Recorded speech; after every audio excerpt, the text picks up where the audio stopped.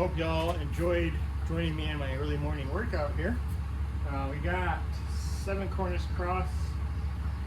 Behind the turkey is we got 4 of the old hens that are just going to be stew hens, and then a big old turkey.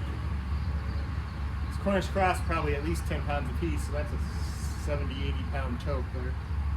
The turkey's not far behind. I'm going to say it's at least 40 fully intact and before dress. So find out how big these guys are when they're done. Got a couple other fun things happening today as well.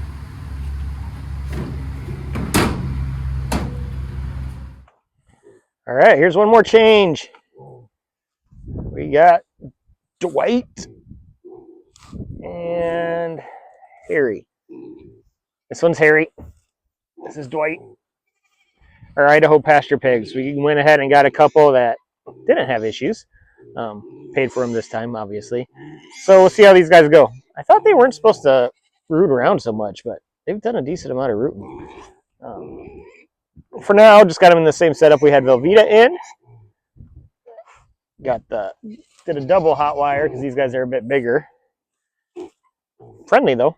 And then, but still got them in the goat, sheep tractor. Took the wheels off. But yeah, these guys are doing good. They're 3 months old. So we will be harvesting them sometime next year. Both castrated males. So they're just for meat. So we're going to try our hand at some feeder pigs and see how this goes. What do you think?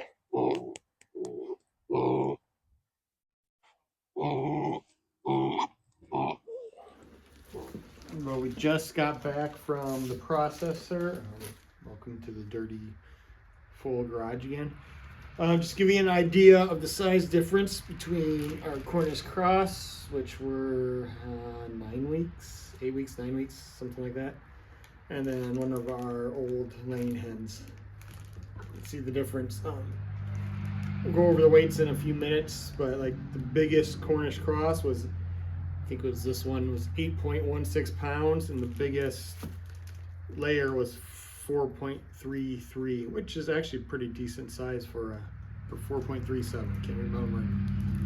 Decent size for a laying hen, but twice as big with the Cornish Cross at 8 weeks, 9 weeks compared to a couple-year-old hen. We've got the turkey too. I haven't weighed that one yet.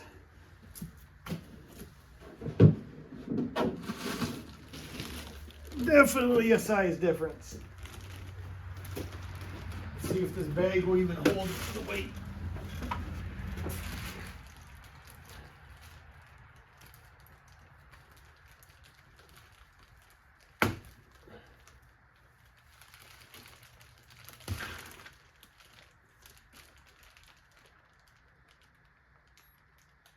$26.06. So 26-pound turkey. Be a good Thanksgiving.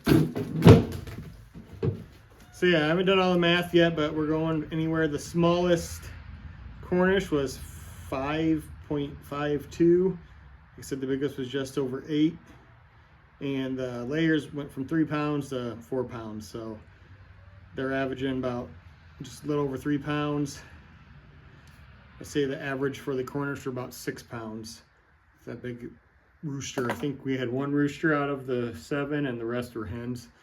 The rooster was obviously the biggest. So not bad for just a few birds. So yeah, we got about 48 pounds of Cornish Cross and close to 16 pounds of the laying hens, which those are just going to be like stew birds, soup birds, something like that. So 60-ish pounds of meat there for, what it cost me, $50 with the turkey in there. So 60 pounds of chicken and 20 some pounds, almost 90 pounds of meat for $50 processing, and whatever else we spent on feed, which is probably another $80, $140. Yeah, I'll have to do the math to get that. Doing math on camera is not good. $140, 80 pounds. So less than $2 a pound. So like roughly $1.75 a pound. That's not bad at all for your own homegrown meat. So that's where we're at with that. We've got a few other changes that have been happening, so we're just kind of cramming all sorts of things into this video. Don't know if you can hear everybody, but they are all hollering to move. So that's what we're going to do. It's going to be one of our easiest moves of the year. I'm just going to open this gate and let them all in, and then they'll be in their winter housing. So we got the big paddock that we made the other day. That's where they're going to spend the rest of the winter. I'll just have to drag the funky hutch in here, and eventually might let the boys in here in the next week or so just to see if we can get some babies in the spring.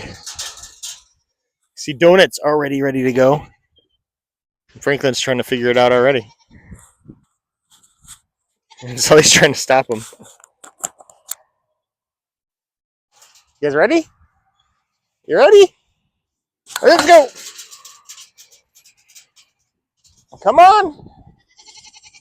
Come on, everybody!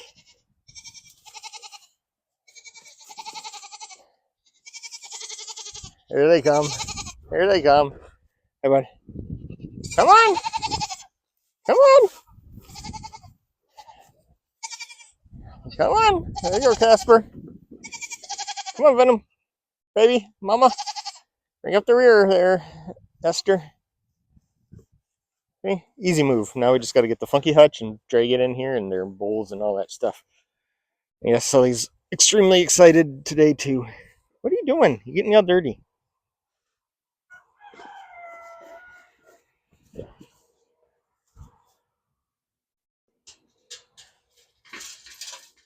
There's some happy animals.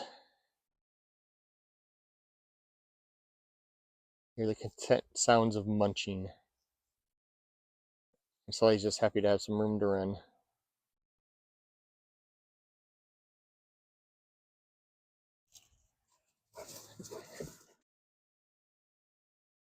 All right, I've been in there with them this whole time, moving stuff around.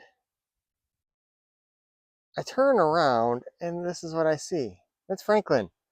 I have no idea how he got out of here. Zoom out here. There are no gaps, no holes. I don't know how he got out. I didn't hear anything, nothing. I was in there with them.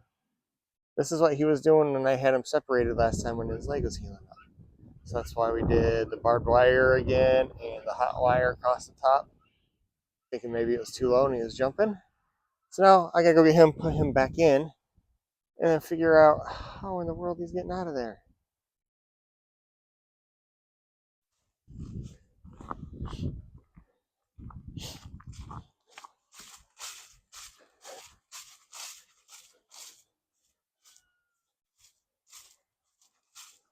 Hey, what do you think you're doing? Oh no!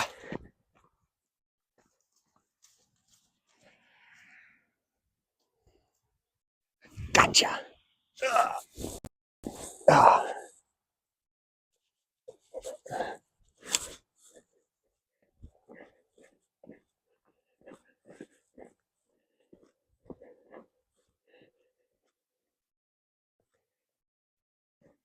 Say hi, everybody.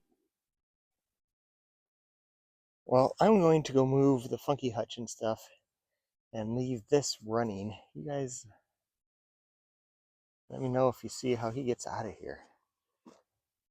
If he gets out, watch, nothing's going to happen now.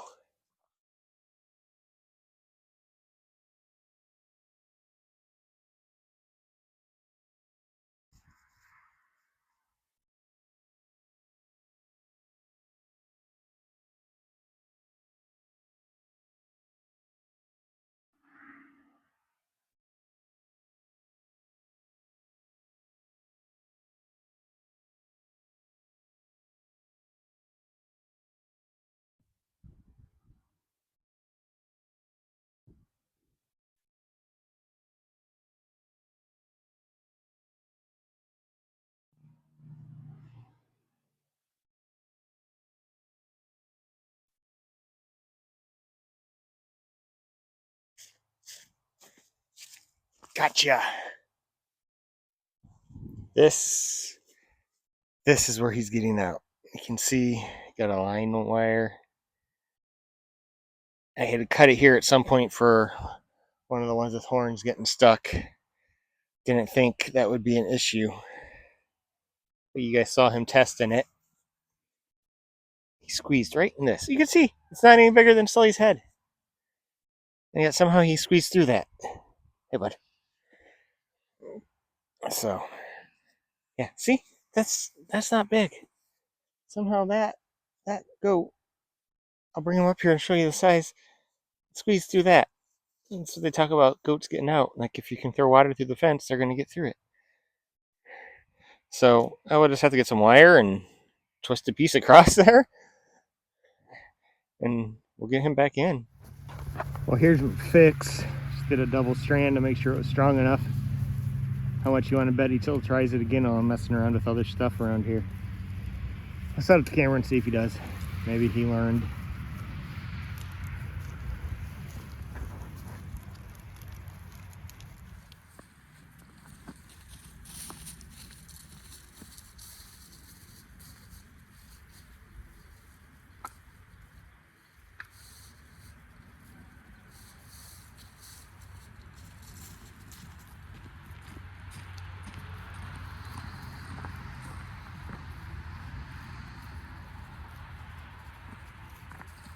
See that? He went right for it.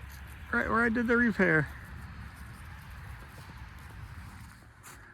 Well, you can see overnight, you know, it's the next evening, but overnight last night, we had a few more changes. It's winter. Winter's here, but everybody's nice and snug here in their winter housing. There's Casper. Oh, here comes Sully. So we got them all in there. You can see how much they ate down this pasture this year. You can see all the kind of brown color out there where it's been dead and dying.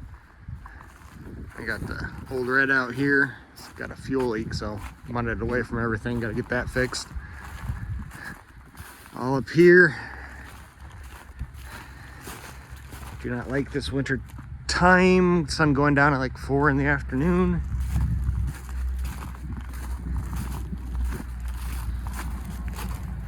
Here we got Frank and Harry.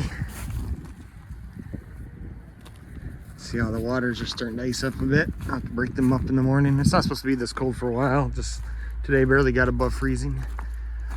Got the boys over here.